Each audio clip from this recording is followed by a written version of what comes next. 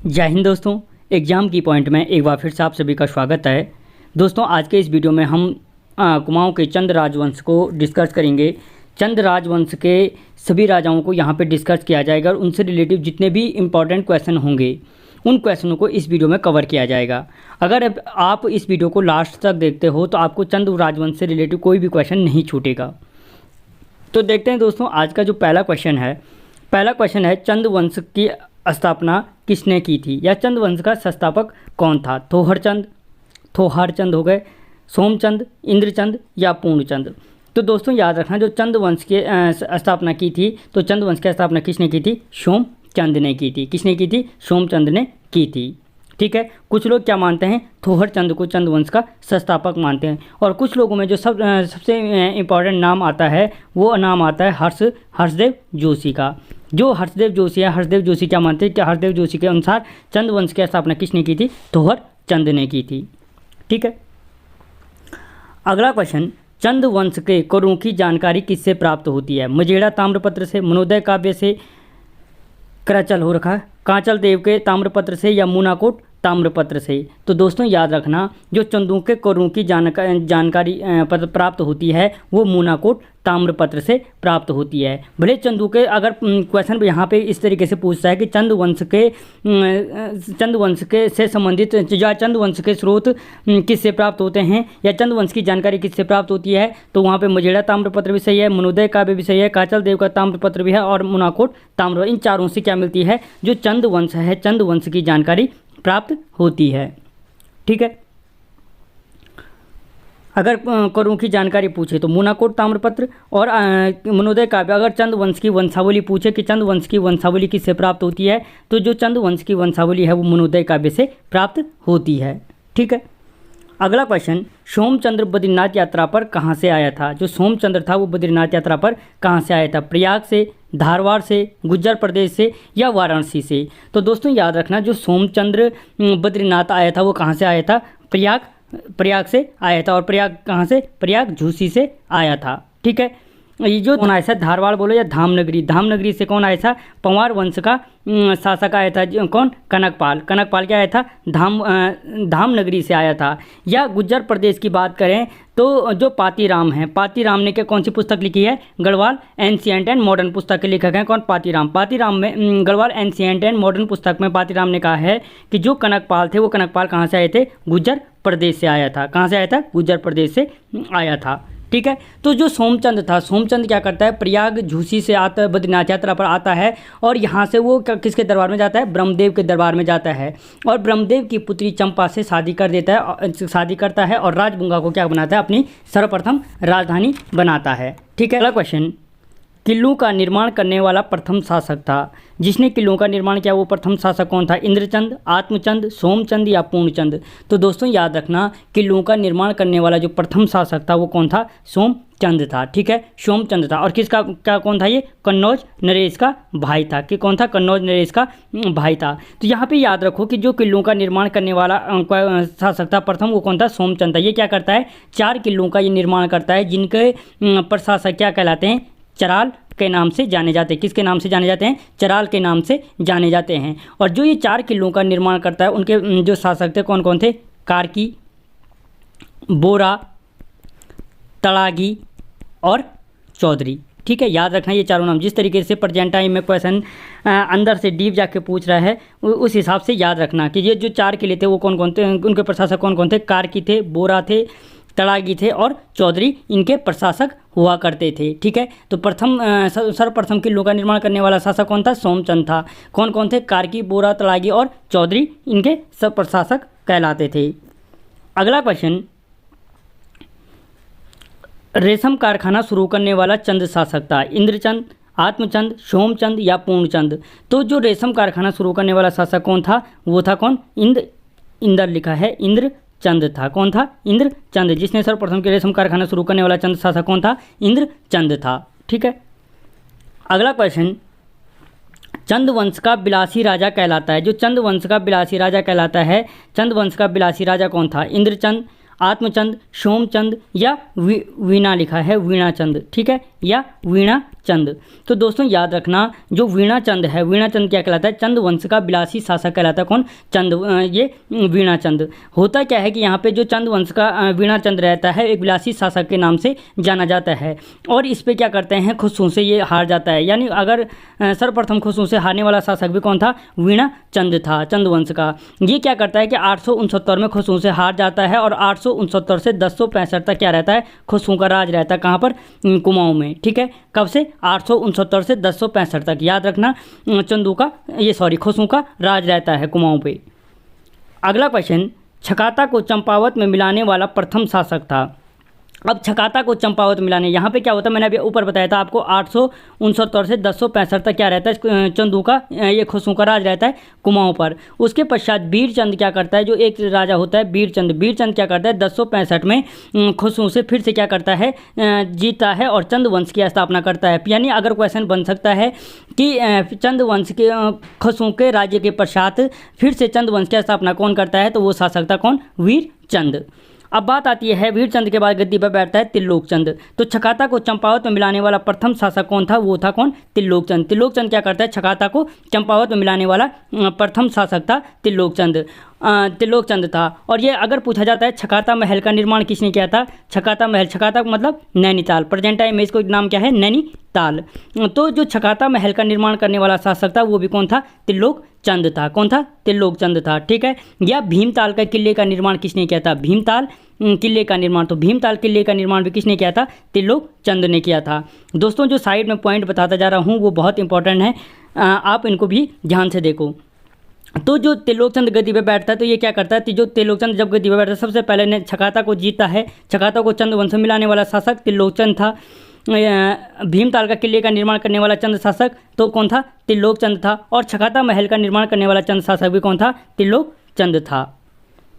अगला क्वेश्चन, हर्षदेव जोशी के अनुसार चंद वंश का संस्थापक है तिल्लोकचंद, इंद्रचंद, थोहरचंद या आत्मचंद। तो मैंने ऊपर ही फर्स्ट क्वेश्चन में बताया था कि हर्षदेव जोशी के अनुसार जो चंद वंश की स्थापना की थी वो किसने की थी? थोहरचंद ने की थी। थोहरचंद ने की थी। ठीक है, अगर हम यहाँ पे देखें कि थोहरचंद ने की थी, अगर कई बुकों में देखने को मिलता है कि जो कुमाऊं का ये क्या था? प्रथम स्वतंत्र चंद शासक था, वो भी कौन था? थोहरचंद था। और जो थोहरचंद की जानकारी प्राप्त होती है, सबसे मेन पॉइंट ये है कि जो थोहरचंद की जानकारी प्राप्त होती है वो हमें किससे प्राप्त होती है? किंगडम ऑफ नेपाल से प्राप्त होती है। किससे प्राप्त होती है? Kingdom of Nepal. Kingdom of Nepal से प्राप्त होती है। या क्वेश्चन बन सकता है किंगडम ऑफ नेपाल से किस चंद शासक की जानकारी प्राप्त होती है? तो थोहरचंद की जानकारी प्राप्त होती है। जो किंगडम ऑफ नेपाल है उसके लेखक कौन है? हैमिल्टन। कौन है? हैमिल्टन। ठीक है, किंगडम ऑफ नेपाल के लेखक कौन है? हैमिल्टन किंगडम ऑफ नेपाल के लेखक हैं। ठीक है, अगला क्वेश्चन, पट रंग वाली प्रथा शुरू करने वाला चंद शासक था। पट रंग वाली प्रथा का मतलब होता है हाँकने वाली प्रथा। हाँकने वाली प्रथा किस चंद शासक ने शुरू की थी? थोहरचंद, सोमचंद, इंद्रचंद या पूर्णचंद। तो दोस्तों याद रखना, जो पट रंग वाली प्रथा शुरू करने वाला चंद शासक था वो कौन था? इंद्रचंद था। और यही इंद्रचंद क्या करता है? रेशम कारखाने की शुरुआत करता है, रेशम के कीड़ों को लाया था। ठीक है, अगला क्वेश्चन, किस चंद शासक ने छकाता महल का निर्माण कराया था? छकाता महल का निर्माण ऊपर बताया दिया था मैंने आपको, किसने कराया था? तिल्लोकचंद ने। तिल्लोकचंद ने क्या किया? सबसे पहले जो छकाता था यानी नैनीताल था उसको चंद वंश में मिलाता है, और छकाता महल का निर्माण भी कौन करता है? तिल्लोकचंद करता है। ठीक है, अगला क्वेश्चन, राजबुंगा किले का निर्माण कराया था। जो राजबुंगा किला है, राजबुंगा किले का निर्माण किसने किया था? तो दोस्तों थोहरचंद, सोमचंद, इंद्रचंद या पूर्णचंद। तो याद रखना, जो राजबुंगा किले का निर्माण था वो किसने किया था? सोमचंद ने किया था। यहीं पे एक चीज़ और याद आई मेरे को कि जो अगर पूछा जाता है कि जो सोमचंद था, सोमचंद ने अपने प्रशासन की जो अपने राज्य था उसको उस समय सब प्रथम युद्ध किसके खिलाफ जीता था? तो याद रखना कि जो सोमचंद था उसने सर्वप्रथम जो युद्ध जीता था वो दोनकोट के रावत राजा के खिलाफ जीता था। दोनकोट के रावत राजा को परास्त किया था। ठीक है, यानी जो सोमचंद ने सबसे पहले किसको जीता था? दोनकोट के रावत राजा को जीता था। अगला क्वेश्चन, गरुड़ ज्ञानचंद को गरुड़ की उपाधि किसने दी थी? दोस्तों तिल्लोकचंद, देखो ऊपर से देखो, सोमचंद स्थापना की, उसके बाद आत्मचंद गद्दी पर बैठता, उसके बाद पूर्णचंद, उसके बाद इंद्रचंद, वीणाचंद विलासी राजा हो गया, उसके बाद वीरचंद फिर से खुशबू से जीतता है, उसके बाद तिल्लोकचंद, और तिल्लोकचंद के बाद क्या बैठता है? गरुड़ ज्ञानचंद। तो पहला क्वेश्चन बनता है कि गरुड़ ज्ञानचंद को गरुड़ की उपाधि किसने दी थी? बहलोल लोदी ने, जहांगीर ने, फिरोज शाह तुगलक ने या मोहम्मद तुगलक ने? तो गरुड़ ज्ञानचंद को जो गरुड़ की उपाधि दी थी वो किसने दी थी? फिरोज शाह तुगलक ने दी थी। ठीक है। और जो बहलोल लोदी है, बहलोल लोदी ने क्या दी थी?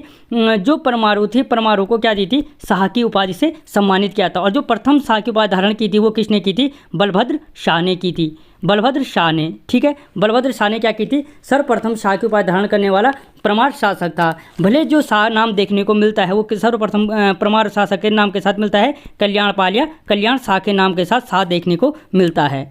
ठीक है। तो जब गरुड़ ज्ञानचंद गद्दी पर बैठता है तो वहाँ पे वो क्या करता है कि फिरोज शाह तुगलक उसको गरुड़ की उपाधि से सम्मानित करता है। और यही तारीख़ फिरोज शाही से क्या मिलता है कि जो कटेहर राजा खुड़कू था, एक क्वेश्चन बन सकता है कि कटेहर राजा खुड़कू के ज्ञानचंद के दरबार में शरण लेने की जानकारी किससे मिलती है? तो वो भी मिलती है किससे? तारीख़ फिरोज शाही से प्राप्त होती है। ठीक है। अगला क्वेश्चन, महाराज धीराज की उपाधि धारण करने वाला प्रथम चंद शासक था? कीर्तिचंद, तोहरचंद, गरुड़ ज्ञानचंद या बाज बहादुर चंद? तो दोस्तों जो महाराज धीराज की उपाधि धारण करने वाला जो प्रथम चंद शासक था वो क्या था? गरुड़ ज्ञानचंद था। कौन था? गरुड़ ज्ञानचंद था। याद रख, मैंने अभी आपको बताया कि इसको गरुड़ की उपाधि किसने दी थी? फिरोज शाह तुगलक ने दी थी। तारीख़ फिरोज शाही से किसकी जानकारी मिलती है? कि कटेहर राजा खुड़कू के ज्ञानचंद के दरबार में शरण लेने की जानकारी मिलती है। ठीक है। या प्रथम जो चंद शासक था जो फिरोज शाह तुगलक के दरबार में गया था वो भी कौन था? गरुड़ ज्ञानचंद था। ठीक है, जो फिरोज शाह तुगलक के दरबार में गया था। और इसके कार्यकाल में जो चंद वंश का राज चिन्ह था वो क्या बन गया था?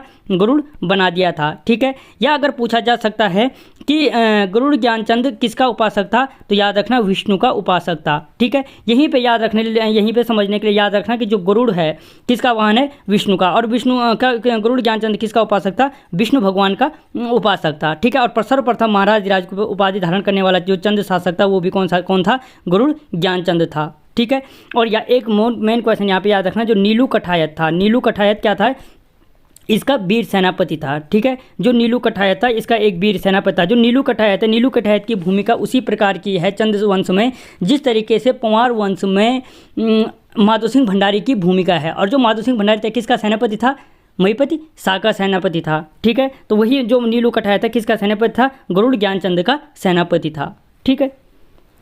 अगला क्वेश्चन, सोमेश्वर महादेव मंदिर का निर्माण किसने किया था? तोहरचंद ने, सोमचंद ने, इंद्रचंद ने या पूर्णचंद ने? तो दोस्तों याद रखना, जो सोमेश्वर महादेव मंदिर का निर्माण किया था सोमचंद ने किया था। कहाँ से आया था? प्रयाग झूसी से आया था। किसका भाई था? कन्नौज नरेश का भाई था। सर्वप्रथम किस राजा को हराया था? तो इसने जो सर्वप्रथम राजा को हराया था वो था दोनकोट रावत राजा। ठीक है। अगला क्वेश्चन, चंपावत बालेश्वर मंदिर का कार्य किसने शुरू किया था? जो चंपावत बालेश्वर मंदिर, ठीक है, बालेश्वर मंदिर कहाँ पे है? चंपावत में स्थित है। ठीक है। और सप्तेश्वर मंदिर का सबसे प्राचीन मंदिर कौन सा है? बालेश्वर मंदिर। तो इस बालेश्वर मंदिर का कार्य किसने शुरू किया था? उद्यान चंद ने, विक्रम चंद ने, उद्योग चंद ने या यहाँ पे वीणा हो रखा है वीणा चंद ने? तो दोस्तों याद रखना, जो चंपावत के बालेश्वर मंदिर का कार्य था वो किसने शुरू कराया था? उद्यान चंद ने शुरू कराया था। या अगर क्वेश्चन पूछा जा सकता है कि चंपावत बालेश्वर मंदिर का कार्य किसने पूरा कराया? तो याद रखना, जो कार्य पूरा कराया था वो कराया था विक्रम चंद ने। ठीक है। और आधुनिक बालेश्वर मंदिर की स्थापना किसने की? उद्योग चंद ने। ठीक है। ये 3 क्वेश्चन है, यहीं पे देख लो। बालेश्वर मंदिर का कार्य शुरू किसने कराया? तो वो कराया उद्यान चंद ने। कार्य पूरा कराया विक्रम चंद ने। और आधुनिक बालेश्वर मंदिर की स्थापना किसने की? उद्योग चंद ने की। वीणा चंद मैं आपको आगे ही बता चुका हूँ कि जो वीणा चंद है, वीणा चंद किसके नाम से जाना जाता है? विलासी शासक के नाम से जाना जाता है। ठीक है। और खसू से 869 में यही हारता है। 869 से 1065 तक क्या रहता है? यहाँ पर खसू का कुमाऊं पर राज रहता है। ठीक है दोस्तों, बार बार इसलिए बोल रहा हूँ कि यहीं पर आपको याद हो जाए। अगला क्वेश्चन, चंद वंश का उदार शासक कहलाता है। हमने गरुड़ ज्ञानचंद देखा, उसके बाद चंद वंश का जो उदार शासक कहलाता है विक्रम चंद, भारती चंद, रत्न चंद, कीर्ति चंद। तो दोस्तों याद रखना, जो चंद वंश का उदार शासक कहलाता है वो कौन कहलाता है? विक्रम चंद। यानी गरुड़ ज्ञानचंद के बाद विक्रम चंद जो मोस्ट इंपॉर्टेंट राजा हैं उनके जिनसे संबंधित क्वेश्चन पेपर में आ सकते हैं उनको डिस्कस कराया जा रहा है। तो विक्रम चंद क्या था? उदार शासक के नाम से जाना जाता है। और कब बैठता गद्दी पर? 1423 से लगभग 1437 के बीच ये क्या बैठता है, गद्दी पर बैठता है। उदार शासक के नाम से जाना जाता है, विलासिता में डूब जाता है, ठीक है, विलासिता में डूब जाता है और इसकी विलासिता से परेशान होकर के इसका चाचा भारती चंद क्या कर देता है। कहानी इसलिए बता रहा हूँ कि जिससे आपको एक दूसरे से रिलेट करने में सरलता हो और देर तक याद रहे। तो विक्रम चंद जब विलासिता में डूब जाता है तो उसका चाचा क्या करता है, भारती चंद, उसके खिलाफ विद्रोह कर देता है और उसको मार देता है और भारती चंद क्या बैठता है, गद्दी पर बैठ जाता है, ठीक है। अगला क्वेश्चन, डोटी राज्य को जीतने वाला प्रथम चंद शासक था। डोटी राज्य को जीतने वाला प्रथम चंद शासक कौन था, विक्रम चंद, भारती चंद, रत्नचंद या कीर्ति चंद। तो दोस्तों याद रखना, डोटी राज्य को जीतने वाला जो प्रथम चंद शासक था वो कौन था, भारती चंद, जिसने क्या किया था, अपने भतीजे विक्रम चंद को मारा था, ठीक है, प्रथम चंद शासक था। तो जो भारती चंद है, भारती चंद करता क्या है, यहाँ पर एक चीज़ याद रखो कि 12 वर्षों तक डोटी राज्य पर आक्रमण करता है, ठीक है, कितने वर्षों तक, 12 वर्षों तक। बार बार ये क्या करता है कि डोटी राज्य पर आक्रमण करता है, हर साल आक्रमण करता है। तो ये बीच में क्या कर देता है कि अपनी सेना को वहीं रास्ते में उनके पड़ाव बना देता है, वहीं पे छोड़ देता है और कहता है कि जब मैं अगले साल युद्ध के लिए आऊँगा तुम लोग यहीं से मेरे साथ चलना। तो जो इसके सैनिक थे, ये सैनिक क्या कर देते हैं, जो पहाड़ी क्षेत्रों में जब रहते हैं, डोटी के सीमांत क्षेत्रों में, तो वहाँ पर क्या करते हैं कि नायक जाति की महिलाओं के साथ क्या करते हैं, अपने शारीरिक संबंध स्थापित करते हैं, जिसके कारण जो नायक जाति की उत्पत्ति होती है और वो नायक जाति क्या करती है, वैश्यावृत्ति को ही अपना क्या बना देती है, पेशा बना देती है, ठीक है। तो यानी जो नायक जाति की उत्पत्ति कराने वाला चंद शासक था वो भी कौन था, भारती चंद था, ठीक है। और जो नायक सुधार अधिनियम बना था वो कब बना था, 1928 ढंग से देख लेना, क्योंकि 1900 जो कुमाऊं परिषद के क्या थे, तीसरा अधिवेशन था 1919 में क्या किया गया था, इस कुमाऊं परिषद के 1919 के अधिवेशन में इसको लाया गया था और 1928 में क्या बना था कि जो नायक सुधार अधिनियम बना था, कब, 1928 में बना था, ठीक है। अगला क्वेश्चन, कुमाऊं में भूमि बंदोबस्त करने वाला प्रथम चंद शासक था। कुमाऊं में भूमि बंदोबस्त करने वाला प्रथम चंद शासक कौन था, विक्रम चंद, भारती चंद, रत्नचंद या कीर्ति चंद। तो दोस्तों याद रखना, कुमाऊं में भूमि बंदोबस्त करने वाला जो प्रथम चंद शासक था वो कौन था, रत्नचंद। यहीं पे जो भूमि बंदोबस्त है उससे संबंधित देख लो, कुमाऊं में प्रथम भूमि बंदोबस्त किया किसने, रत्नचंद ने किया। गढ़वाल में प्रथम भूमि बंदोबस्त किसने किया था, अजय पाल ने किया था, ठीक है, दूलिया पाथा दिया था। कुमाऊं, ये गोरखा से उसके बाद गोरखाओं में सबसे प्रथम जो भूमि बंदोबस्त किया था, गोरखाओं में प्रथम भूमि बंदोबस्त करने वाला शासक कौन था, या सूबा कौन था, वो था जोगमल। कौन था, जोगमल। इसके बाद अगर हम देखें, ये टिहरी रियासत में प्रथम भूमि बंदोबस्त किसने किया था, सुदर्शन शाह ने किया था। किसने किया था, सुदर्शन शाह ने किया था। अगर हम देखें अंग्रेजों में प्रथम भूमि बंदोबस्त किसने किया था, 1815 में गार्डनर ने किया था, ठीक है, गार्डनर ने किया था। और गढ़वाल में जो प्रथम भूमि बंदोबस्त किया था वो किसने किया था, ट्रेल ने किया था, ठीक है। तो ये सारे वंशों के प्रथम भूमि बंदोबस्त इसके अंतर्गत आ गई। दोस्तों इसीलिए एक क्वेश्चन के साथ उसके सारे बता रहा हूँ, जिससे कुछ ना कुछ आपको याद रहे और एक तरफ से समझते जाओ। अगर आपको क्वेश्चन बढ़िया लग रहे हैं, वीडियो बढ़िया लग रहा है तो आप क्या करो, चैनल को सब्सक्राइब करो, वीडियो को लाइक और शेयर जरूर करो। अगला क्वेश्चन, गढ़वाल पर आक्रमण करने वाला प्रथम चंद शासक था, विक्रम चंद, भारती चंद, रत्नचंद या कीर्ति चंद। तो दोस्तों याद रखना, गढ़वाल पर आक्रमण करने वाला जो प्रथम चंद शासक था वो कौन था, कीर्ति चंद था, ठीक है, कीर्ति चंद था। तो दोस्तों याद रखना, अजय पाल आक्रमण के, अगर क्वेश्चन यहाँ पे पूछा जाए कि कीर्ति चंद ने सर्वप्रथम गढ़वाल के किस शासक पर आक्रमण किया था, तो आंसर हो जाएगा अजय पाल। किस पे किया था, अजय पाल पर किया था। और कब किया था, 1491 में, ठीक है। अजय पाल के कार्यकाल कब से कब तक था, 1490 से 1519 तक किसका कार्यकाल है, अजय पाल का कार्यकाल है, ठीक है।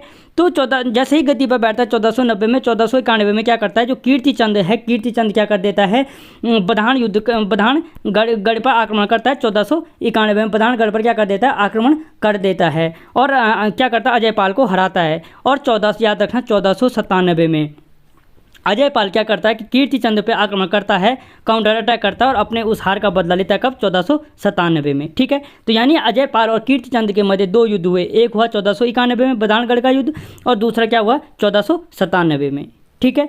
और चंद वंश का एक प्रतापी शासक था, कौन, कीर्ति चंद, ठीक है। या गढ़वाल पर आक्रमण करने वाला प्रथम चंद शासक भी कौन था, कीर्ति चंद था। कब करता है, 1491 में आक्रमण करता है। अगला क्वेश्चन, खगमरा किला का निर्माण किसने किया था? जो खगमरा किला था, खगमरा किले का निर्माण किसने किया था? भीष्मचंद्र ने, कल्याणचंद्र ने, रूपचंद्र ने या भारतीचंद्र ने? तो दोस्तों याद रखना, जो खगमरा किले का निर्माण था वो किसने किया था? भीष्मचंद्र ने किया था। ठीक है, तो होता क्या है कि लगभग भीष्मचंद्र का कार्यकाल अगर हम देखें 1550 से 1560 के बीच भीष्मचंद्र का कार्यकाल माना जाता है। तो लगातार जब विद्रोह का सामना करना पड़ता है भीष्मचंद्र को, तो भीष्मचंद्र क्या करता है? अपनी राजधानी अल्मोड़ा ले जाने की सोचता है। लेकिन जैसे ही ये खगमरा किले का निर्माण कराता है अपनी राजधानी के लिए, तो वहाँ पर जो राजबुटिंग था, एक राजबुटिंग था, राजबुटिंग क्या कर देता है? भीष्मचंद्र की हत्या कर देता है। भीष्मचंद्र की हत्या कौन कर देता है? राजबुटिंग क्या कर देता है? भीष्मचंद्र की हत्या कर देता है। ठीक है, तो जो खगमरा किला था वो किसने बनाया था? भीष्मचंद्र ने बनाया था। अगला क्वेश्चन, अपनी राजधानी को अल्मोड़ा कौन लेके जाता है? भीष्मचंद्र, कल्याणचंद्र, रूपचंद्र या बालो कल्याणचंद्र? तो जो अपनी राजधानी अल्मोड़ा ले जाता है वो कौन ले जाता है? बालो कल्याणचंद्र। ले कौन गया था? भीष्मचंद्र। लेकिन किसके कार्यकाल में बन के तैयार हुई? बालो कल्याणचंद्र के कार्यकाल में बन के तैयार हुई। याद रखना, जो भीष्मचंद्र का, जो बालो कल्याणचंद्र था वो भीष्मचंद्र का अपना बेटा नहीं था। उसने इसको, बालो कल्याणचंद्र को क्या किया था? गोद लिया था। और जो बालो कल्याणचंद्र का कार्यकाल माना जाता है वो 1560 से 68 के बीच माना जाए, एक छोटा सा कार्यकाल था। बालो कल्याणचंद्र क्या करता है कि अपनी राजधानी को अल्मोड़ा तो ले जाता है और अपनी शादी करता है किसके? हरिमल की बहन के साथ। ठीक है, हरिमल की बहन के साथ ये शादी करता है इस उम्मीद से कि हरिमल क्या करेगा? दहेज में इसको सोर और सिर क्षेत्र दहेज में देगा। ठीक है, सोर और सिर क्षेत्र क्या करेगा? दहेज में देगा। सोर क्षेत्र तो हरिमल इसको दहेज में दे देता है, लेकिन सिर दहेज में नहीं मिलता है, जिसके कारण ये क्या करता है? जो बालो कल्याणचंद्र था हरिमल पर बार बार आक्रमण करता है और हर बार हारता जाता है। ठीक है, और इसी हार के गम में क्या कर देता है? बालो कल्याणचंद्र की मृत्यु हो जाती है।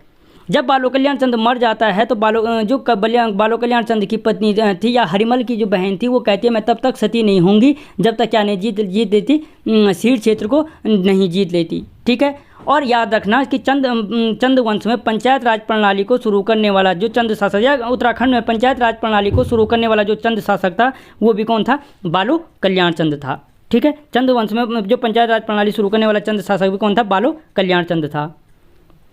अगला क्वेश्चन, कुमाऊं में पंचायत राज प्रणाली शुरू करने वाला चंद शासक था, वही क्वेश्चन है। भीष्म कौन था? अभी बोला मैंने आपको, बालो कल्याणचंद्र क्या था? पंचायत राज प्रणाली को शुरू करने वाला चंद शासक था। अगला क्वेश्चन, कुमाऊं पर प्रथम मुगल आक्रमण किसके कार्यकाल में हुआ था? कुमाऊं पर प्रथम मुगल आक्रमण किसके कार्यकाल में हुआ था? विक्रमचंद, भारतीचंद, रुद्रचंद या कीर्तिचंद? तो याद रखना, जो कुमाऊं पर प्रथम मुगल आक्रमण हुआ था वो किसके हुआ था? रुद्रचंद के कार्यकाल में हुआ था। ठीक है, रुद्रचंद के कार्यकाल में हुआ था। अगर हम रुद्रचंद का कार्यकाल देखें तो 1568 से 1597 के बीच क्या है? रुद्रचंद का कार्यकाल है। और इस पर प्रथम मुगल आक्रमण होता है, कौन करता है? अकबर। या अगर पूछा जाता है कि कुमाऊं पर प्रथम मुगल आक्रमण किसके शासनकाल में हुआ था? तो अकबर के कार्यकाल में हुआ था। कब हुआ था? 1568 में। जैसे ही ये राजा बनता है अकबर क्या कर देता है? इस पर आक्रमण कर देता है। और 1575 में क्या हुआ था? इस पर दूसरा मुगल आक्रमण होता है अकबर के कार्यकाल में। किसकी अगुवाई में कराता है? हुसैन खान की। किसकी? हुसैन खान की। हुसैन खान की अगुवाई में क्या करता है? दूसरा मुगल आक्रमण होता है। ठीक है, देखो कुमाऊं पर प्रथम मुगल आक्रमण किसने किया? अकबर ने। कब किया था? 1568 में। ठीक है, 1568 में किया था। दूसरा किसकी अगुवाई में किया था? हुसैन खान की अगुवाई में। हुसैन खान किया। दूसरा मुगल आक्रमण भी किसने किया था? अकबर ने किया था। और अगर हम देखें कि जो गढ़वाल पर मुगल आक्रमण था, गढ़वाल पर मुगल आक्रमण जो प्रथम आक्रमण हुआ था वो किसके कार्यकाल में हुआ था? पृथ्वीपति शाह के कार्यकाल में। किसने किया था? शाहजहां ने किया था। ठीक है, कब किया था? 1640 में। और किसकी अगुवाई में किया था? नवजाद खां या मिर्जा सूजा की अगुवाई में कराया था। ठीक है, जिनके सैनिकों को ना पकड़ करके महारानी कर्णावती क्या कर देती है? नाक काट देती है, इसलिए उसको क्या कहा जाता है? नाक कटी रानी के नाम से भी जाना जाता है। ठीक है, एक दूसरे को जोड़ रहा हूँ जिससे आप लोग याद रख पाओ। अगला क्वेश्चन, इक्पा युद्ध प्रणाली का जन्मदाता कौन चंद शासक था? इक्पा युद्ध प्रणाली का मतलब है जिसमें सिर्फ राजा और राजा लड़ेंगे। ठीक है, कोई सैनिक नहीं लड़ेगा। तो इक्पा युद्ध प्रणाली का जन्मदाता कौन चंद शासक था? विक्रमचंद, भारतीचंद, रुद्रचंद या कीर्तिचंद? तो याद रखना, जो इक्पा युद्ध प्रणाली है उसका जन्मदाता कौन था? रुद्रचंद था, जिसने क्या किया था? इक्पा युद्ध प्रणाली का शुरू की थी। ठीक है, और यहीं पर जब क्या करता है अकबर इस पे आक्रमण करता है 2 बार, 1568 और 1575 में। तो जो रुद्रचंद है अकबर से लाहौर में मिलने जाता है 1588 में, जिसका वर्णन किस में मिलता है? अकबरनामा में। अकबरनामा में। अगर क्वेश्चन पूछा जाता है कि अकबरनामा से किस चंद शासक की जानकारी मिलती है, तो रुद्रचंद की जानकारी क्या मिलती है? अकबरनामा से जानकारी प्राप्त होती है, ठीक है। और जब ये लाहौर में अकबर से मिलता है तो नागौर युद्ध में अकबर की क्या करता है, मदद करता है लाहौर में, ठीक है। यह क्वेश्चन बन सकता है कि अकबर की जो रुद्रचंद ने अकबर की मदद किस युद्ध में की थी, तो याद रखना नागौर के युद्ध में क्या थी, नागौर के युद्ध में क्या की थी, इसने अकबर की मदद की थी। और इसीलिए इस युद्ध से, इस मदद से खुश होकर के अकबर क्या करता है, रुद्रचंद को 84 माल परगना की उपाधि देता है, 84 माल परगना की उपाधि देता है किसको, रुद्रचंद को, ठीक है। अगला क्वेश्चन, वही क्वेश्चन आ गए, रुद्रचंद को 84 माल परगना की उपाधि किसने दी थी। तो अभी बोला मैंने रुद्रचंद पे 84 माल परगना की उपाधि किसने दी थी, अकबर ने दी थी। प्रथम आक्रमण भी किसने कराया था, अकबर ने कराया था 1568 में। 1575 में दूसरा आक्रमण भी किसने कराया था, अकबर ने कराया था। किसकी अगुवाई में कराया था, हुसैन खां की अगुवाई में कराया था। इकबा युद्ध प्रणाली का जन्मदाता भी कौन है, रुद्रचंद है, ठीक है। अगला क्वेश्चन, संपूर्ण कुमाऊं को जीतने वाला प्रथम चंद शासक था। जिसने संपूर्ण कुमाऊं को जीतने वाला जो प्रथम चंद शासक था तो वो कौन था, तो याद रखना जो संपूर्ण क्या था, कुमाऊं को जीतने वाला प्रथम चंद शासक था वो भी कौन था, रुद्रचंद था। कौन था, रुद्रचंद संपूर्ण कुमाऊं को जीतने वाला प्रथम चंद शासक था। अगला क्वेश्चन, चौथानी ब्राह्मणों को सर्वश्रेष्ठ ब्राह्मण किसने बनाया था, विक्रमचंद ने, भारती चंद ने, रुद्रचंद ने या कीर्तिचंद ने, ठीक है। तो याद रखना जो चौथानी ब्राह्मण थे, चौथानी ब्राह्मणों को कुमाऊं का सर्वश्रेष्ठ जो ब्राह्मण घोषित करता है वो भी कौन करता है, रुद्रचंद। और गढ़वाल के जो सबसे सर्वश्रेष्ठ ब्राह्मण थे वो कौन थे, सुरोला ब्राह्मण थे, ठीक है, सुरोला ब्राह्मण थे, ठीक है। तो कुमाऊं के सर्वश्रेष्ठ ब्राह्मण हो गए चौथानी ब्राह्मण, और गढ़वाल के सर्वश्रेष्ठ जो ब्राह्मण थे वो हो गए कौन, सुरोला ब्राह्मण थे, ठीक है। और जो यहाँ पे जो निम्नतम ब्राह्मण थे, ठीक है, कुमाऊं के जो निम्नतम ब्राह्मण थे वो क्या कहलाते थे, क्या, खटीमन ब्राह्मण, क्या कहलाते थे, खटीमन ब्राह्मण कहलाते थे, ठीक है। रुद्रचंद के कार्यकाल में देखो चौथानी ब्राह्मणों को सर्वश्रेष्ठ ब्राह्मण घोषित किया, गढ़वाल में सुरोला ब्राह्मणों को घोषित किया। सुरोला ब्राह्मणों को किसने घोषित किया था, अजय पाल ने किया था, ठीक है। खटीमन ब्राह्मण निम्नतम ब्राह्मण थे। पंवार और चंद वंश को आपको यहाँ पे कंबाइंड लेके चल रहा हूँ जितना कर सकता हूँ। अगला क्वेश्चन, ग्वालदम का युद्ध 1591 में किसके मध्य हुआ था। जो ग्वालदम का युद्ध था, रुद्रचंद और सहजपाल के मध्य, रुद्रचंद और बलभद्र शाह के मध्य, रुद्रचंद और मान शाह के मध्य, रुद्रचंद और श्याम शाह के मध्य। तो दोस्तों याद रखना कि जो ग्वालदम का युद्ध हुआ था कब हुआ था, 1591 में। तो वो हुआ था किसके मध्य, रुद्रचंद और बलभद्र शाह के मध्य, ठीक है। यहीं पे एक चीज़ याद रखो, जो कुमाऊं पर कीर्तिचंद ने प्रथम गढ़वाल पर आक्रमण किया था वो कब किया था, 1491 में।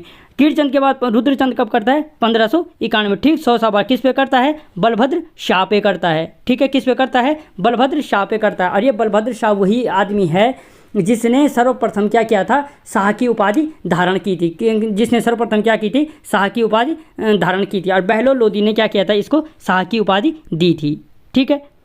और जब याद रखना 1591 में रुद्रचंद क्या कर देता है, बलभद्र शाह पर आक्रमण करता है 1591 में। कहाँ पे, ग्वालदम का युद्ध। अगर पूछा जाता है कि ग्वालदम का युद्ध कब हुआ था, तो याद रखना 1591 में हुआ था ग्वालदम का युद्ध। और किसके मध्य हुआ था, रुद्रचंद और बलभद्र शाह के मध्य हुआ था, रुद्रचंद और बलभद्र शाह के मध्य हुआ था। और याद रखना इस ग्वालदम के युद्ध में पुरुषोत्तम पंत मारा गया, पुरुषोत्तम पंत मारा गया, जो क्या था, रुद्रचंद्र का सेनापति था पुरुषोत्तम पंत, जो किस में मारा जाता है, ग्वालदम के युद्ध में मारा जाता है। और याद रखना 1592 में, ठीक है, 1592 में बैजनाथ का युद्ध होता है, बैजनाथ का युद्ध होता है। इस बैजनाथ के युद्ध में क्या होता है, जो बलभद्र शाह था, बलभद्र शाह क्या करता है, रुद्रचंद्र पर आक्रमण करता है और इस युद्ध में क्या होता है, सुकाल देव मारा जाता है। इस युद्ध में कौन मारा जाता है, सुकाल देव मारा जाता है। यानी दो युद्ध हुए, 1591 में ग्वालदम का युद्ध जिसमें पुरुषोत्तम पंत मारा जाता है, और 1592 में रुद्रचंद और बलभद्र शाह के मध्य बैजनाथ का युद्ध हुआ जिसमें सुकाल देव मारा जाता है, ठीक है। अगला क्वेश्चन, कुमाऊं इतिहास का रॉबर्ट ब्रूस कहा जाता है। जो कुमाऊं इतिहास का रॉबर्ट ब्रूस है वो किसको कहा जाता है, तो याद रखना सकाराम कार्की को, पुरुषोत्तम पंत को, हर्षदेव जोशी को या नीलू कठायत को। तो जो कुमाऊं इतिहास का रॉबर्ट ब्रूस कहा जाता है वो कहा जाता है पुरुषोत्तम पंत को। और जो पुरुषोत्तम पंत था, अभी बताया मैंने, किसका सेनापति था, रुद्रचंद का सेनापति था, ठीक है। किस युद्ध में मारा जाता है, ग्वालदम के युद्ध में, ग्वालदम के युद्ध में। ग्वालदम का युद्ध कब हुआ था, 1591 में। किसके मध्य हुआ था, रुद्रचंद और बलभद्र शाह के मध्य हुआ था, ठीक है। ये यहीं पे ये सारे क्वेश्चन चलते जाओ, जो साइड में बता रहा हूँ वो बहुत इंपॉर्टेंट है और बहुत ज़्यादा हेल्पफुल करेगा आपको पूरे वंश को समझने में। अगला क्वेश्चन, रुद्रचंद के कार्यकाल में क्षत्रियों के लिए नियम थे, शयन शास्त्र, त्रिवेणिक धर्मनिर्णय, सिरती या जूलिया। तो याद रखना दोस्तों, जो रुद्रचंद्र के कार्यकाल में क्षत्रियों के लिए नियम थे वो किस में थे? शयन शास्त्र में थे। ठीक है। और जो त्रिवेणिक धर्म निर्णय थे वो उसमें क्या थे? सामाजिक व्यवस्था के नियम थे। शयन शास्त्र क्षत्रियों के लिए नियम थे और जो त्रिवेणिक धर्म निर्णय थे वो क्या थे? सामाजिक व्यवस्था के नियम थे। ठीक है। अगला क्वेश्चन, कुमाऊं के धृतराष्ट्र से किस चंद शासक, अच्छा कुमाऊं में क्वेश्चन गलत हो गया। कुमाऊं में धृतराष्ट्र के नाम से किस चंद शासक को संबोधित किया जाता है? कीर्तिचंद को, सोमचंद को, शक्ति गोसाई को या पूर्णचंद को? तो दोस्तों याद रखना, कुमाऊं में धृतराष्ट्र के नाम से संबोधित किया जाता है किसको? वो किया जाता है किसको? शक्ति गोसाई को। जो रुद्रचंद, याद रखना, जो रुद्रचंद था, रुद्रचंद का बेटा था कौन? शक्ति गोसाई। ठीक है। रुद्रचंद का बेटा कौन था? शक्ति गोसाई। और ये क्या था? जन्म से अंधा था, इसीलिए इसको क्या कहा जाता है? धृतराष्ट्र की उपाधि दी गई है। और याद रखना, जो मापन की मुट्ठी प्रणाली है, मापन की कौन सी मुट्ठी प्रणाली है? मापन की मुट्ठी प्रणाली का जन्मदाता भी कौन है? शक्ति गोसाई था। ठीक है। मापन की मुट्ठी प्रणाली किसने दी थी? शक्ति गोसाई ने दी थी। ठीक है। रुद्रचंद का बेटा था शक्ति गोसाई। और यहीं पे याद रखना, इसके गोसाई से एक चीज़ याद आई कि जो चंद वंश के राजकुमार थे, ठीक है, वो अपने नाम के साथ या तो गोसाई जोड़ते थे या तो कुंवर जोड़ते थे। दो उपाधियां धारण करते थे ये राजकुमार, एक गोसाई और एक कुंवर की उपाधि धारण करते थे। ठीक है। अगला क्वेश्चन, किस चंद शासक का वर्णन जहांगीरनामा से प्राप्त होता है? जहांगीरनामा से किस चंद शासक का वर्णन प्राप्त होता है? तो दोस्तों याद रखना, जो जहांगीरनामा है, जहांगीरनामा से किस चंद शासक का वर्णन प्राप्त होता है? वो होता है लक्ष्मी चंद का। कहाँ है? लक्ष्मी चंद का वर्णन प्राप्त होता है। ठीक है। 1597, जो लक्ष्मी चंद का कार्यकाल देखें, लगभग 1597 से 1621 के बीच क्या है? लक्ष्मी चंद का कार्यकाल है और लगभग 46वां राजा था। ठीक है। 46वां क्या था? ये राजा था। अगला क्वेश्चन, चंदू की लोक अदालतें थी। चंदू की लोक अदालतें कौन सी थी? न्योवाली, बिष्टावली, ए और बी दोनों या सेलखड़िया? तो दोस्तों याद रखना, जो चंदू की लोक अदालतें थी वो क्या थी? ए और बी, न्योवाली, बिष्टावली। ठीक है। वो क्या थी? चंदू की लोक अदालतें थी। या यहाँ पे एक चीज़ और याद रखना, न्योवाली, बिष्टावली और पंचनिवेशिनी। तो याद रखना, जो अगर क्वेश्चन बनता है कि न्योवाली, बिष्टावली और पंचनिवेशिनी क्या थी, तो वो चंदू की क्या थी? लोक अदालतें थी। और जो सेलखड़िया कहलाता था वो बारूद रखने का स्थान कहलाता था। क्या? सेलखड़िया के नाम से जाना जाता था। सेलखड़िया के नाम से जाना जाता था किसको? सेलखड़िया बारूद रखने का स्थान कहलाता था। क्या? सेलखड़िया कहलाता था। अगला क्वेश्चन, जूलिया और कीर्तिकर शुरू करने वाला चंद शासक था? तिरमल चंद, लक्ष्मी चंद, बाज बहादुर चंद या देवी चंद? तो दोस्तों याद रखना, जो जूलिया और कीर्तिकर था शुरू करने वाला चंद शासक कौन था? लक्ष्मी चंद था। जूलिया कर क्या था? ये क्या कहता है? पुलों से लिया जाता था। और जो कीर्तिकर था वो क्या था? एक प्रकार का नगद कर था। ठीक है।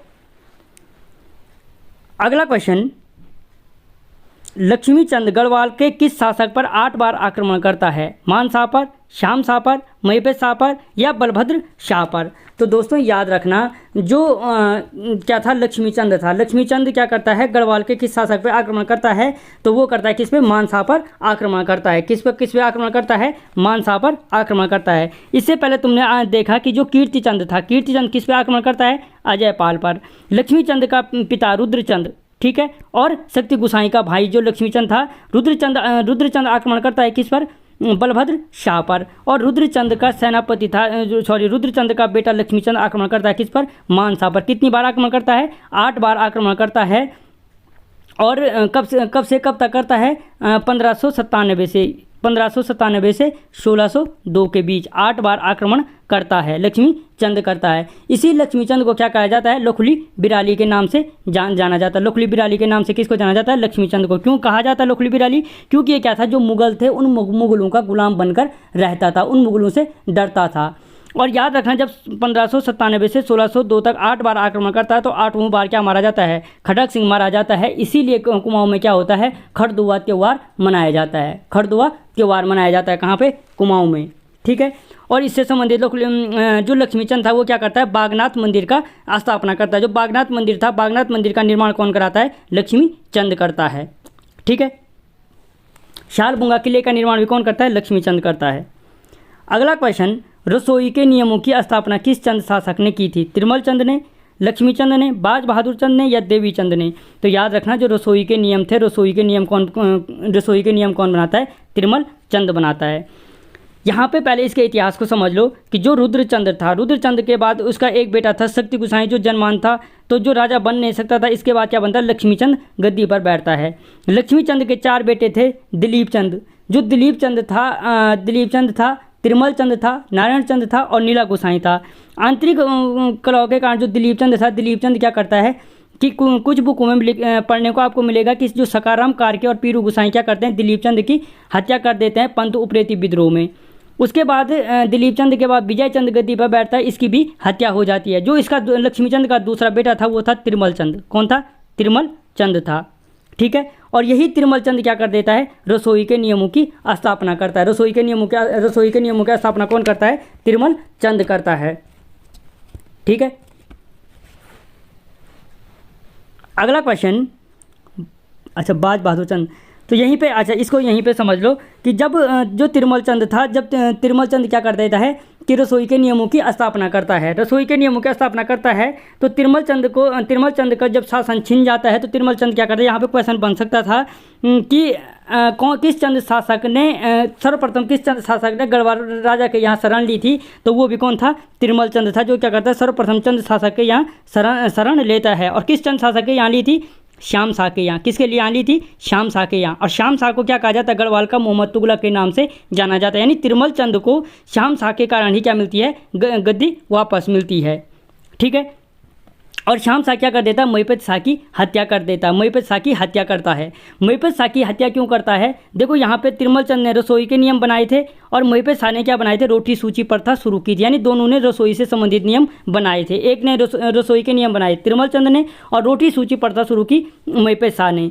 तो और महिपत शाह की 1634 में हत्या की किसने? 1634 में महिपत शाह की हत्या किसने की? तिरमल चंद ने। अब क्यों की, उसके पीछे की कहानी देख लो कि जब सहजपाल के बाद बलभद्र शाह राजा बनता है, तो बलभद्र शाह के राजा बेटे रहता है महिपत शाह, और बलभद्र शाह गद्दी पर बैठता है। बलभद्र शाह का जो बेटा था वो था मानसा और महिपत शाह। जब मानसा का बेटा था श्याम शाह की क्या थी? कोई भी 60 शादियाँ थी, उसके कोई भी बच्चे नहीं थे। तो जो श्याम शाह का भाई था धाम शाह, तो श्याम शाह के बाद गद्दी पर बैठना था धाम शाह ने। लेकिन जो महिपत शाह था वो क्या कर देता है कि खुद गद्दी पर बैठ जाता है। जिसके बाद धाम शाह क्या करते हैं? तिरमल चंद के पास जाता है और तिरमल चंद को कहता है कि मेरे भाई के कारण क्या मिला? श्याम शाह के कारण तेरे को गद्दी वापस मिली है, तू क्या कर, मेरी मदद कर। जिसके कारण तिरमल चंद क्या कर देता है? गढ़वाल पर आक्रमण कर देता है और महिपत शाह की हत्या कर देता है। कितने में? 1634 में। ठीक है, इस चीज़ को यहीं पे समझ जाओ एक दूसरे से कि हुआ क्या था कहानी। अगला क्वेश्चन, बाज बहादुर चंद को बहादुर की उपाधि किसने दी थी? शाहजहां ने, अकबर ने, जहांगीर ने या हुमायूं ने?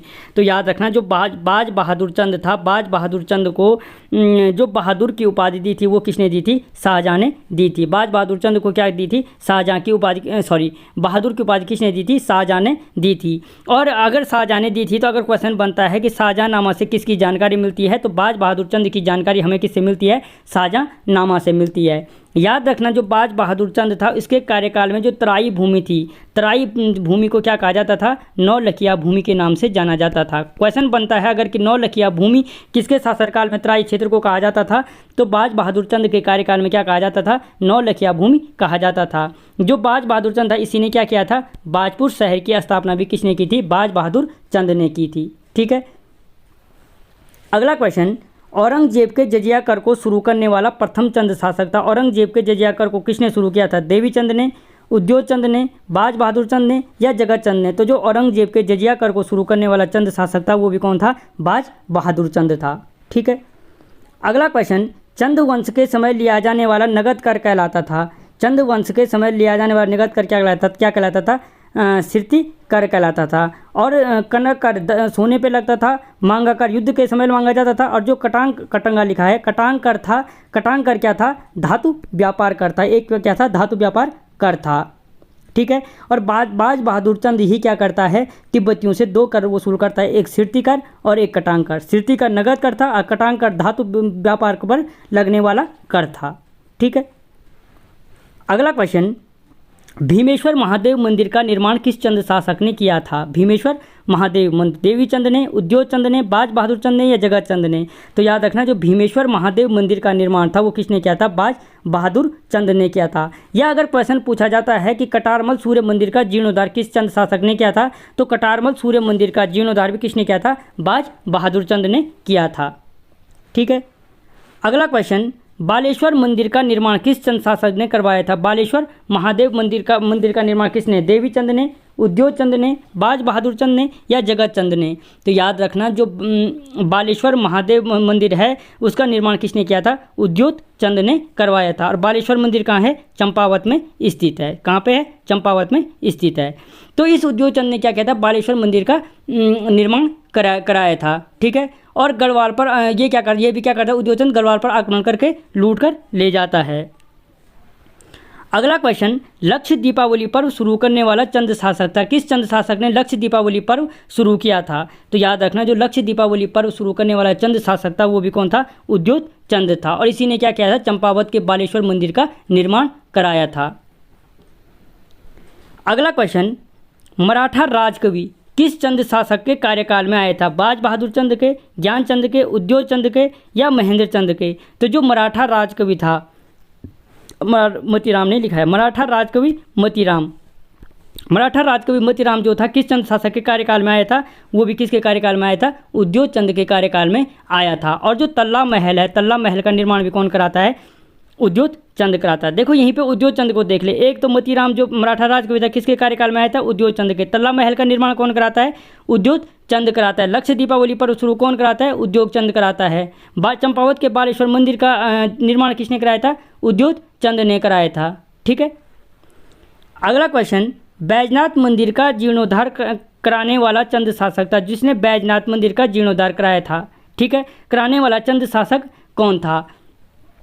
जगत चंद, देवी चंद, ज्ञानचंद द्वितीय या ज्ञानचंद प्रथम? तो दोस्तों याद रखना, जो बैजनाथ मंदिर का जीर्णोद्धार कराने वाला जो चंद शासक था वो कौन था? ज्ञानचंद द्वितीय था। कौन था? ज्ञानचंद द्वितीय ने क्या किया था? बैजनाथ मंदिर का निर्माण कराया था। ठीक है। और बैजनाथ मंदिर क्या है? बागेश्वर में स्थित है। किसने किया था इसका निर्माण? कत्यूरी शासक भूदेव ने। ठीक है। अगला क्वेश्चन, कत्यूर घाटी में बद्रीनाथ मंदिर समूह की स्थापना किस चंद शासक ने कराई थी? कत्यूर घाटी में बद्रीनाथ मंदिर समूह की स्थापना जगत चंद ने, देवी चंद ने, ज्ञानचंद द्वितीय ने या ज्ञानचंद प्रथम ने? तो याद रखना, जो कत्यूर घाटी में बद्रीनाथ मंदिर समूह की स्थापना की थी, कत्यूर घाटी में बद्रीनाथ मंदिर समूह की स्थापना किसने की थी? ज्ञानचंद द्वितीय ने कराई थी। क्या क्या किया इसने? बैजनाथ मंदिर का जीर्णोद्धार कराया। ठीक है। कत्यूर घाटी में बद्रीनाथ मंदिर की स्थापना करता है और हवाला बाग नौला की स्थापना करता है। जो हवाला बाग नौला की स्थापना है वो भी किसने की थी? ज्ञानचंद द्वितीय ने की थी। ठीक है। अगला क्वेश्चन यहीं पे आ गए, हवाला बाग नौला की स्थापना किसने की थी? तो अभी बताया ज्ञानचंद द्वितीय ने की थी। हवाला बाग नौला हो गए, बैजनाथ मंदिर का जीर्णोद्धार हो गए, कत्यूर घाटी में बद्रीनाथ मंदिर समूह की स्थापना की थी। ठीक है। और नंदा देवी की स्वर्ण मूर्ति कुमाऊं क्या करता है? देवलगढ़ से जीत करके कुमाऊं ले जाता है। अगला क्वेश्चन, चंद वंश में कुमाऊं का स्वर्णिम काल किसके कार्यकाल को कहा जाता है? चंद वंश में कुमाऊं का स्वर्णिम काल जगत चंद के, देवी चंद के, ज्ञानचंद द्वितीय के या ज्ञानचंद प्रथम के? तो याद रखना, जो चंद वंश में कुमाऊं का स्वर्णिम काल कहा जाता है वो कहा जाता है किसके? जगत चंद के कार्यकाल को कहा जाता है। किसके कार्यकाल को कहा जाता है? जगत चंद के। पंवार वंश में स्वर्णिम काल किसके कार्यकाल को कहा जाता है? फतेह शाह के कार्यकाल को कहा जाता है। ठीक है। किसके कार्यकाल को कहा जाता है? फतेह शाह के कार्यकाल को कहा जाता है। जो टीरी में पंवार राजवंश था उसमें किसके कार्यकाल को स्वर्णिम काल कहा जाता है? कीर्ति शाह के कार्यकाल को क्या कहा जाता है? स्वर्णिम काल कहा जाता है। ठीक है। सारे रिलेटिव क्वेश्चन समझते जाओ। श्रीनगर राजधानी पर कब्जा करने वाला चंद शासक था? श्रीनगर राजधानी पर कब्जा करने वाला प्रथम शासक कौन था? जगत चंद, देवी चंद, ज्ञानचंद द्वितीय या ज्ञानचंद प्रथम?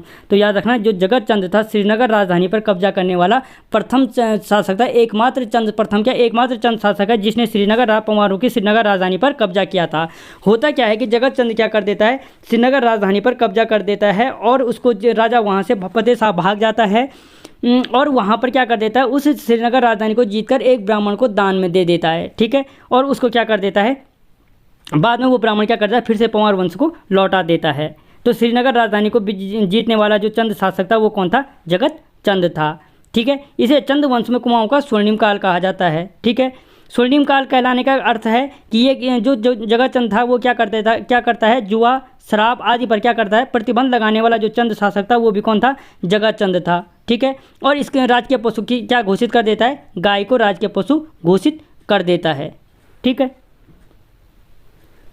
अगला क्वेश्चन, कुमाऊं का मोहम्मद तुगलक कहलाता है। जो कुमाऊं का मोहम्मद तुगलक है वो कौन कहलाता है, तिरमल चंद, लक्ष्मी चंद, बाज बहादुर चंद या देवी चंद। तो देवी चंद है कुमाऊं का क्या कहलाता है, मोहम्मद तुगलक कहलाता है। और जो गढ़वाल का मोहम्मद तुगलक कहलाता है वो क्या कहलाता है, श्याम शाह को क्या कहते हैं, गढ़वाल का मोहम्मद तुगलक कहते हैं। या स्वेच्छाचारी शासक के नाम से भी किसको जाना जाता है, श्याम शाह को जाना जाता है। जो देवी चंद था, देवी चंद को कुमाऊं का मोहम्मद तुगलक बोलो या कुमाऊं का विक्रमादित्य के नाम से भी जाना जाता है, क्योंकि इसको विक्रमादित्य बनने की बड़ा शौक था। या कुमाऊं का रंगीला बादशाह के नाम से भी किसको जाना जाता है, देवी चंद को जाना जाता है। ठीक है, अगला क्वेश्चन, किस चंद शासक का शासनकाल गेंडागर्दी शासन कहलाता है, तिरमल चंद, लक्ष्मी चंद, अजीत चंद या देवी चंद। तो याद रखना जो अजीत चंद का कार्यकाल है वो गेंडागर्दी शासन कहलाता है। ठीक है, और देवी चंद का जो अजीत चंद था वो भी क्या नहीं था, देवी चंद का बेटा नहीं था। अगला क्वेश्चन, नंदा देवी की स्वर्ण मूर्ति कुमाऊं ले जाता है। जो नंदा देवी की स्वर्ण मूर्ति है वो कुमाऊं कौन ले जाता है, बाज बहादुर चंद, ज्ञानचंद द्वितीय, जगत चंद या देवी चंद। तो जो नंदा देवी की स्वर्ण मूर्ति है वो कुमाऊं कौन ले जाता है, ज्ञानचंद, कहाँ पे है, ज्ञानचंद द्वितीय ले जाता है। यहाँ पे एक चीज़ याद रखना, ये 3 क्वेश्चन हैं। पहला क्वेश्चन है कि जूनागढ़ से नंदा देवी की मूर्ति को मल्ला महल ले जाता है, तो वो था बाज बहादुर चंद का। कहाँ से कहाँ ले जाता है, याद रखना कि जूनागढ़ से नंदा देवी की मूर्ति को कौन ले जाता है, बाज बहादुर चंद ले जाता है। जो जूनागढ़ को विजय करता है और जूनागढ़ से नंदा देवी की मूर्ति को कुमाऊं मल्ला महल में स्थापित करता है।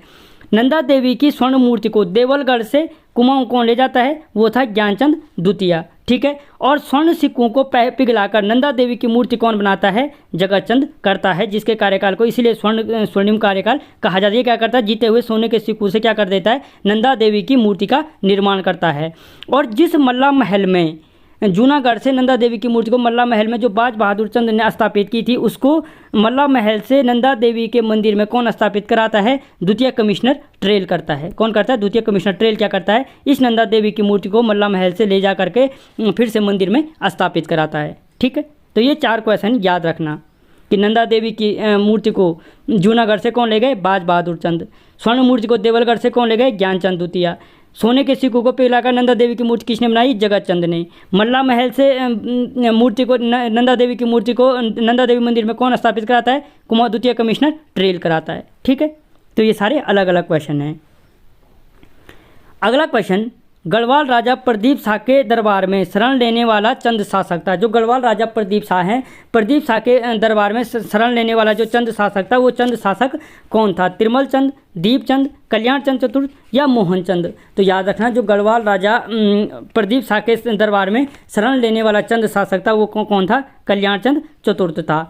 कल्याण चंद चतुर्थ के कार्यकाल में होता क्या है कि कल्याण चंद चतुर्थ के कार्यकाल में क्या होता है कि कल्याण चंद चतुर्थ पे किसका आक्रमण होता है, रोहेलों का आक्रमण हो जाता है, जिसके डर के कारण कल्याण चंद चतुर्थ क्या करता है, भाग जाता है और प्रदीप शाह के दरबार में चला जाता है। ठीक है, प्रदीप शाह क्या करता है, प्रदीप शाह इसकी मदद करता है और रोहेलों के साथ क्या होता है, प्रदीप शाह का दूनगिरी का युद्ध होता है। दूनगिरी का युद्ध कब हुआ था, 1743 में हुआ था, जिस युद्ध में एक तरफ प्रदीप शाह और कल्याण चंद चतुर्थ था और दूसरी साइड कौन था, रोहेला था। रोहेले क्या हो जाते हैं, जीत लेते हैं। इसी कारण जो देहरादून पर रोहेला शासन रहा था, कितने से कितने तक, 1756 से 1770 तक क्या, 1756 से 1770 तक क्या रहता है, देहरादून पर रोहेलों का शासन रहता है। तो सबसे पहले गढ़वाल में शरण ली थी किसने, तिरमल चंद ने। किसके दरबार में ली थी, श्याम शाह के दरबार में। और उसके बाद कौन लेता है, कल्याण चंद चतुर्थ किसके दरबार में लेता है, प्रदीप शाह के दरबार में लेता है। ठीक है, याद रखना एक दूसरे से किस तरीके से जुड़े हुए हैं फैक्ट। अगला क्वेश्चन, किस चंद शासक ने शिवचंद जोशी को अपना सेनापति बनाया था, तिरमल चंद ने, दीप चंद ने, कल्याण चंद चतुर्थ ने या मोहन चंद ने। ठीक है, तो याद रखना दोस्तों, जो किसने बनाया था, कल्याण चंद चतुर्थ क्या करता है, शिवचंद जोशी को अपना सेनापति नियुक्त करता है। और जो शिवचंद जोशी है, शिवचंद जोशी को ये क्या कहा जाता है, कुमाऊं का शिवाजी कहा जाता है। कुमाऊं का शिवाजी कहा जाता है किसको, कल्याणचंद ये शिवचंद जोशी को। और कुमाऊं का बैरम खान, कुमाऊं का बैरम खान के नाम से भी किसको जाना जाता है? शिवचंद जोशी को जाना जाता है। ठीक है, कुमाऊं का शिवाजी बोलो या कुमाऊं का बैरम खान बोलो, कौन है? शिवचंद जोशी है। अगला क्वेश्चन, चंदवंश का मंदबुद्धि गूंगा शासक कहलाता है। जो चंदवंश का मंदबुद्धि गूंगा शासक के नाम से जाना जाता है वो किसको जाना जाता है? तिरमल चंद को, दीपचंद को, कल्याण चंद चतुर्थ को या मोहन चंद को? तो चंदवंश का मंदबुद्धि गूंगा शासक कहा जाता है वो किसको कहा जाता है? दीपचंद को कहा जाता है। किसको कहा जाता है? दीपचंद को कहा जाता है। ठीक है, और इसका संरक्षक कौन था? इसका संरक्षक भी कौन था? शिवदत्त जोशी था। और शिवदत्त जोशी की मृत्यु के पश्चात ये क्या कर देता है? अपना जो सेनापति नियुक्त करता है वो किसको करता है? महान आत्मा हर्षदेव जोशी को। शिवदत्त जोशी के बाद हर्षदेव जोशी को ये क्या करता है? अपना सेनापति नियुक्त करता है। ठीक है, अगला क्वेश्चन, पानीपत के तृतीय युद्ध में अफगानों का साथ देने वाला चंद शासक था। पानीपत के तृतीय युद्ध में किसने अफगानों का साथ दिया था? रुद्रचंद ने, सोमचंद ने, दीपचंद ने या पूर्णचंद ने? तो पानीपत के तृतीय युद्ध में अफगानों का साथ किसने दिया था? दीपचंद ने, जिसको क्या कहते हैं? मंदबुद्धि गूंगा शासक कहते हैं। अफगान जो पानीपत का तृतीय युद्ध हुआ था वो कब हुआ था? 1761 में। ठीक है, किसके कहने पर अफगानों का साथ दिया था? हर्षदेव जोशी के, क्योंकि हर्षदेव जोशी के कहने पर इसने क्या किया था? अफगानों का साथ दिया था। फिर वही कैसे क्वेश्चन है, पानीपत के अफगानों का साथ देने वाला चंद शासक था दीपचंद। ठीक है, अगला क्वेश्चन, कुमाऊं का नृप निर्माता कहा जाता है। कुमाऊं का नृप निर्माता किसको कहते हैं? शिवदत्त को, सोमचंद को, रत्नचंद को या हर्षदेव जोशी को? तो जो कुमाऊं का नृप निर्माता कहलाता है वो कौन कहलाता है? हर्षदेव जोशी को कुमाऊं का नृप निर्माता कहलाता है। नृप निर्माता कहलाता है या हर्षदेव जोशी को कुमाऊं का चाणक्य भी किसको कहते हैं? हर्षदेव जोशी को कुमाऊं का चाणक्य भी कहा जाता है, या अल वॉरविक ऑफ कुमाऊं। ठीक है, अल वॉरविक ऑफ कुमाऊं के नाम से किसको जाना जाता है? हर्षदेव जोशी को जाना जाता है। अल वॉरविक ऑफ कुमाऊं की उपाधि हर्षदेव जोशी को किसने दी थी? जो हर्षदेव जोशी को किसने दी थी? हियरसे ने दी थी। ठीक है, और नृप निर्माता इसलिए कहा जाता है क्योंकि इसने क्या किया था? लगभग 8 राजाओं को गद्दी पर बैठाया था। ठीक है, अगला क्वेश्चन, पाली गांव का युद्ध किसके मध्य हुआ था? मोहनचंद और प्रदीप शाह के मध्य, मोहनचंद और ललित शाह के मध्य, मोहनचंद और जयकीर शाह के मध्य, मोहनचंद या प्रद्युम्न शाह के मध्य? तो याद रखना, जो पाली गांव का युद्ध हुआ था वो किसके मध्य हुआ था? मोहनचंद और प्रद्युम्न शाह के मध्य हुआ था। ठीक है, कहानी क्या होती है कि जब मोहनचंद गद्दी पर बैठता है तो वो जो दीपचंद और हर्षदेव जोशी को कैद कर देता है। जो हर्षदेव जोशी क्या कर देता है कि ललित शाह को कुमाऊं पर आक्रमण के लिए बुलाता है, क्योंकि ललित शाह के 2 पुत्र थे, जयकीर शाह और प्रद्युम्न शाह। ललित शाह चाहता था कि प्रद्युम्न शाह राजा बने, लेकिन जयकीर शाह बड़ा था जिसके कारण वो राजा प्रद्युम्न शाह को नहीं बना सकता था। इसलिए ललित शाह क्या कर देता है कि कुमाऊं पर मोहनचंद पर आक्रमण करता है 1779 में, और 1779 में क्या कर देता है? मोहनचंद को हरा देता है। मोहनचंद को जब हराता है तो कुमाऊं का राजा किसको बना देता है? प्रद्युम्न शाह को बना देता है। प्रद्युम्न शाह 1779 से 86 तक राजा रहता है, और 86 में क्या कर देता है कि पाली गांव के युद्ध में, 1786 में हुआ था पाली गांव का युद्ध। इस पाली गांव के युद्ध में क्या कर देता है कि मोहनचंद प्रद्युम्न शाह को हरा देता है और फिर से क्या करता है? गद्दी पर बैठ जाता है। ठीक है, और हर्षदेव जोशी क्या कर देता है? इस मोहनचंद की हत्या कर देता है और शिवचंद जोशी को गद्दी पर बैठा देता है। इसलिए इसको हर्षदेव जोशी को क्या कहा जाता है? कुमाऊं का नृप निर्माता के नाम से जाना जाता है। अगला क्वेश्चन, मिट्टी का महादेव कहलाता है। मिट्टी के महादेव के नाम से किसको जाना जाता है? मोहनचंद को, दीपचंद को, शिवचंद को या महेंद्र चंद को? तो याद रखना, जो मिट्टी का महादेव कहलाता है वो कहलाता है शिवचंद को कहलाता है, क्योंकि जो मिट्टी का महादेव कहलाता है क्योंकि इसको गद्दी पर किसने बैठाया था? हर्षदेव जोशी बैठाता है। और हर्षदेव जो सारी जो राज्य की बागडोर थी वो किसके हाथ में थी? हर्षदेव जोशी के हाथ में थी। अगला क्वेश्चन, चंद वंश का जो अंतिम राजा था वो कौन था? मोहनचंद, दीपचंद, शिवचंद या महेंद्रचंद? तो जो चंद वंश का अंतिम राजा था वो कौन रहता है? महेंद्रचंद रहता है। जब हर्षदेव जोशी चारों तरफ से देख लेता मेरी मदद करने के लिए कोई तैयार नहीं है, तो हर्षदेव जोशी क्या करता है? नेपाल राजा रण बहादुर शाह को क्या करता है? कुमाऊं पर आक्रमण के लिए बुलाता है। रण बहादुर शाह अमर सिंह थापा और हंसदल चोटिलिया के अगुवाई में क्या कर देता है? हवाला बाग के युद्ध में 1790 में क्या कर देता है? कुमाऊं में आक्रमण करते हैं और महेंद्रचंद को हराकर यहाँ पर क्या हो जाता है? गोरखाओं का अधिकार हो जाता है। और इस प्रकार से कुमाऊं वंश का अंत कौन करते हैं? 1790 में गोरखा करते हैं। ठीक है, अगला क्वेश्चन, चंद वंश के पुलों पर, चंद वंश में पुलों पर लिया जाने वाला कर था? कुकर पालो कर, मौकर, जूलिया कर या बैकर? तो जो पुलों पर लिया जाने वाला कर था वो कौन था? जूलिया कर था। ठीक है, कुकर पालो कर यहीं पे देख लो, कुत्तों को पालने पर लिया जाने वाला कर था। मौकर प्रत्येक परिवार से लिया जाने वाला कर था। या जो बैकर था, अनाज के रूप में लिया जाने वाला कर क्या कहलाता था? बैकर के नाम से जाना जाता था। ठीक है। अगला क्वेश्चन, चंद वंश में लिया जाने वाला कुल्ली बेगार कर था। मोस्ट इंपॉर्टेंट है, कुल्ली बेगार कर कौन था? कनक कर, रंगताली साहू या खैनी कपिलिनी या हिलपानी? तो जो चंद वंश में लिया जाने वाला कुल्ली बेगार कर था वो कौन सा था? खैनी कपिलिनी था। ठीक है। यहीं पे देखो जो कनक कर था, कनक का मतलब हमें पता है सोने, सोने पर लिया जाने वाला कर कौन था? कनक कर था। जो रंगताली साहू थे, रंगताली लिखा है, रंगताली, रंगताली जो साहू थे वो क्या थे? राज परिवार के लिए जाने वाले कर थे, रंगताली साहू। और जो हिल पानी था, हिल पानी से पानी लग रहा है उसके नाम से कि वर्षा के समय लिए जाने वाले जो कर थे वो क्या थे? हिल पानी कर थे। हिल पानी कर कौन से? वर्षा के समय लिए जाने वाले कर थे। ठीक है। अगला क्वेश्चन, चंद वंश में नगद कर के बदले दिया जाने वाला कर कहलाता था। नगद कर कौन था? सिरती। इसके बदले दिया जाने वाला जो कर था वो क्या कहलाता था? कूद कर, मांगा कर, बाजदार या डाला कर? तो याद रखना, चंद वंश में नगद कर के बदले दिया जाने वाला जो कर था वो क्या कहलाता था? कूद कर कहलाता था। ठीक है। जो मांगा कर था वो क्या कहलाता था? युद्ध के समय मांगा जाता था। जो बाजदार था महाजनों से लिया जाने वाला कर था।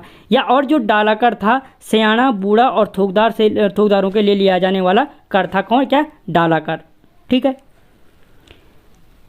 अगला क्वेश्चन, एटकिंसन के अनुसार चंद वंश की बहादुरी का वृत्तांत किससे प्राप्त होता है? किसके अनुसार? एटकिंसन के अनुसार चंद वंश की बहादुरी का वृत्तांत किससे प्राप्त होता है? किंगडम ऑफ नेपाल से, तारीख ए दाऊदी से, मनोदय काव्य से या मुनाकुट ताम्रपत्र से? तो एक चीज़ यहाँ पे याद रखना कि एटकिंसन के अनुसार जो चंद वंश की बहादुरी का वृत्तांत प्राप्त होता है वो तारीख ए दाऊदी से प्राप्त होता है। ठीक है। किसके अनुसार? एटकिंसन के अनुसार। किंगडम ऑफ नेपाल, इससे पहले बता चुका हूँ, किंगडम ऑफ नेपाल से किसकी जानकारी प्राप्त होती है? थोहरचंद की जानकारी प्राप्त होती है। और किंगडम ऑफ नेपाल के लेखक कौन है? हैमिल्टन। कौन है? हैमिल्टन किंगडम ऑफ नेपाल के लेखक हैं। मनोदय काव्य से क्या प्राप्त होता है? चंद वंश की वंशावली प्राप्त होती है। चंद वंश की जो वंशावली प्राप्त होती है वो किससे प्राप्त होती है? मनोदय काव्य से प्राप्त होती है। मनोदय काव्य किसने लिखा था? भरत ने लिखा था। किस भाषा का ग्रंथ है? संस्कृत भाषा का ग्रंथ है। किसके दरबार में भरत रहता था? मानसा के दरबार में रहता था। भरत को कौन सी उपाधि दी थी? ज्योतिराव की उपाधि दी थी। किसने दी थी? जहांगीर ने दी थी। ठीक है। ये सारे पॉइंट हैं, एक तरफ से समझते जाओ। और जो मुनाकुट ताम्रपत्र है चंदों के क्या होती है? जो चंद वंश के कर हैं, चंद वंश के करों की जानकारी, जो चंद वंश के करों की जानकारी प्राप्त होती है वो किससे प्राप्त होती है? मुनाकुट ताम्रपत्र से प्राप्त होती है चंद वंश की करों की जानकारी। ठीक है। अगला क्वेश्चन, चंद वंश में नागरिक अधीन परगने का अधिकारी कहलाता था। जो चंद वंश में नागरिक अधीन परगना था उसका अधिकारी क्या कहलाता? बख्शी, सीकदार, प्रांतपाल या कमीण? तो जो चंद वंश में नागरिक अधीन परगना था, नागरिक अधीन परगना का जो अधिकारी था वो क्या कहलाता था? सीकदार कहलाता था। याद रखना, जो चंद वंश में दो प्रकार के क्या होते थे? परगने थे। पहले तो शासन की जो सबसे छोटी इकाई थी चंद वंश में वो क्या थी? परगना थी, जिसे परगना बोलो या गरखे के नाम से भी जाना जाता था। किसके नाम से? गरखे के नाम से जाना जाता था। तो यहाँ पे दो प्रकार के परगने थे, एक नागरिक अधीन परगना और एक क्या सैनिक अधीन परगना था। एक क्या था? सैनिक अधीन परगना। जो नागरिक अधीन परगना था उसका जो अधिकारी था वो कहलाता था सीकदार, और जो सैनिक अधीन परगना था उसका जो अधिकारी था वो क्या कहलाता था? बख्शी के नाम से जाना जाता था। किसके नाम से? बख्शी के नाम से जाना जाता था। या अगर क्वेश्चन पूछा जाता है कि चंद वंश का जो सेनापति था किसके नाम से जाना जाता था, तो बख्शी के नाम से जाना जाता था। किसके नाम से जाना जाता था? बख्शी के नाम से जाना जाता था। ठीक है। तो दोस्तों इसके वीडियो में इतना ही, मिलता हूँ आपको अगले वीडियो में। आपको क्वेश्चन कैसे लगे मुझे कमेंट बॉक्स में ज़रूर बताना। तब तक जय हिंद।